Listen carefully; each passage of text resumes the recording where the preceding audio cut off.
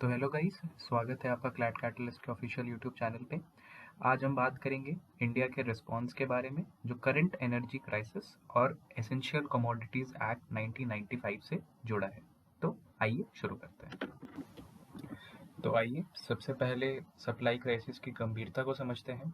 Waste Asian conflict की वजह से स्ट्रेट ऑफ हॉर्मुज के रास्ते होने वाली शिपमेंट्स इनडेफिनिट टाइम के लिए रोक दी गई हैं, जिसने इंडिया के प्राइमरी एनर्जी कॉरिडोर को पूरी तरह तोड़ दिया है। इस सिचुएशन को कंट्रोल करने के लिए गवर्नमेंट ने एसेंशियल कमोडिटीज एक्ट इन्वोक किया है और 2026 सप्लाई रेगुलेशन ऑर्डर के तहत नेचुरल गैस को प्रायोरिटी सेक्टर्स की तरफ डाइवर्ट करने का फैसला लिया है। जैसा कि हमें पता है कि इस पार्ट में यानी कि स्ट्रेट ऑफ हॉर्मुज में भी वॉर चल रही है। स्ट्रेट ऑफ हॉर्मुज ईरान के बहुत नज़दीक है, तो ईरान ही ने एज अ रिटेलिटरी मेजर इसको ब्लॉक किया है। तो अगर हम रिस्क की बात करें तो स्ट्रेट ऑफ हॉर्मुज का बंद होना नेशनल स्टेबिलिटी के लिए एक बड़ा खतरा है। इंडिया अपनी एलपीजी इंपोर्ट्स का 80% इसी रास्ते से मंगवाता है और अब फोर्सिएबल फ्यूचर के लिए ये रूट इम्पॉसिबल हो गया है। इस वजह से हमारे एलएनजी रिजर्व्स के तुरंत खत्म होने का रिस्क भी बढ़ गया है। अब अगर हम अपनी नेशनल इंपोर्ट डिपेंडेंसी की बात करें तो इंडिया का एनर्जी बैलेंस इंपोर्ट पर बहुत ज़्यादा डिपेंड करता है। Petroleum planning and analysis cell के डेटा के अकॉर्डिंग अगर हम बात करें तो हमने हमें daily 190 million standard cubic metres gas की ज़रूरत होती है। स्टैटिस्टिक्स दिखाते हैं कि हमारी एलपीजी रिक्वायरमेंट्स का 60% और एलएनजी का 50% हिस्सा इंपोर्टेड होता है। और जैसा कि हमने देखा कि 80% ऑफ जो हमारे इंपोर्ट्स होते हैं इन चीज़ों में, वो स्ट्रेट ऑफ हॉर्मुज के थ्रू पास करते हैं। अब अगर हम अपने जो हमारी डिपेंडेंसी है इंपोर्ट के ऊपर, अगर उसको हम देखें तो हमारी डिपेंडेंसी सिर्फ इंपोर्ट्स पर ही नहीं बल्कि हमारी जो डिपेंडेंसी है वो स्पेसिफिक रीजन्स पे है। इंडिया की 50% से ज़्यादा एलएनजी सिर्फ कतर और यूएई जैसे वेस्ट एशियन पार्टनर से आती है। इन देशों में अभी कुछ दिनों पहले अटैक्स किए हैं ईरान ने, तो यहाँ पे बहुत ज़्यादा इंस्टेबिलिटी क्रिएट हो गई है, जिससे कि हमारे इंपोर्ट्स यहाँ से आना रुक गए हैं। बाकी सोर्सेस नॉन वेस्ट एशियन है, लेकिन ये कंसंट्रेशन हमारी वल्नरेबिलिटी को दिखाता है। अब हम आते हैं एसेंशियल कमोडिटीज एक्ट 1995 के ऊपर। इस एक्ट के अंडर का जो लीगल फ्रेमवर्क है वो हमारे लिए समझना जरूरी है। एसेंशियल कमोडिटीज एक्ट को ओरिजिनली 1995 में एनैक्ट किया गया था ताकि वाइटल गुड्स के प्रोडक्शन, सप्लाई और डिस्ट्रीब्यूशन को पब्लिक इंटरेस्ट में कंट्रोल किया जा सके।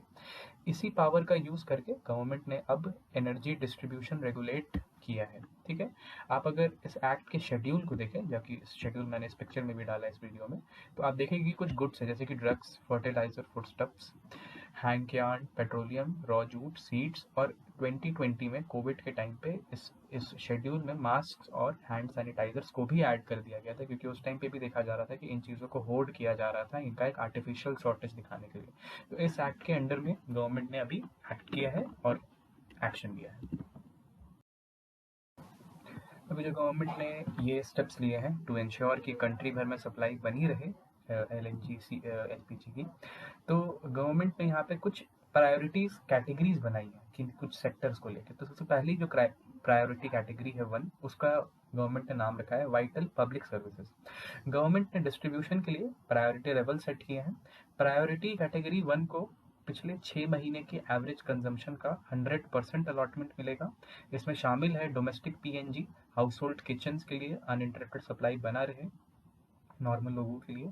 उसके बाद आता है सीएनजी ट्रांसपोर्ट, पब्लिक और प्राइवेट व्हीकल्स की मेंटेनेबिलिटी और मोबिलिटी मेंटेन करने के लिए। एलपीजी प्रोडक्शन, रॉ गैस को बॉटल्ड कुकिंग गैस बनाने के लिए भी प्रायोरिटाइज किया जाएगा।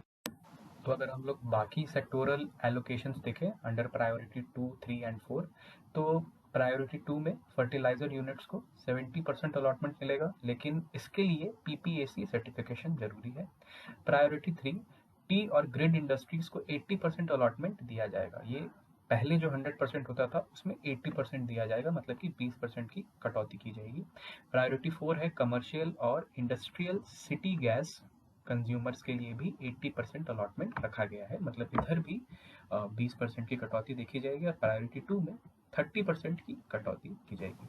अगर हम देखें कि जब ऐसे एक्शंस लिए जाते हैं तो एंटी होर्डिंग मेजर्स लेने भी बहुत ज़रूरी होते हैं। होर्डिंग का मतलब होता है कि कभी भी ऐसी कोई आपदा आती है, ऐसा कोई सिचुएशन आती है तो बहुत सारे लोग क्या करते हैं कि जो गुड है, जो इम्पोर्टेंट गुड है उस टाइम पे, उसको वो लोग होल्ड करना चालू कर देते हैं या अपने पास उसको कलेक्ट करना चालू कर देते हैं।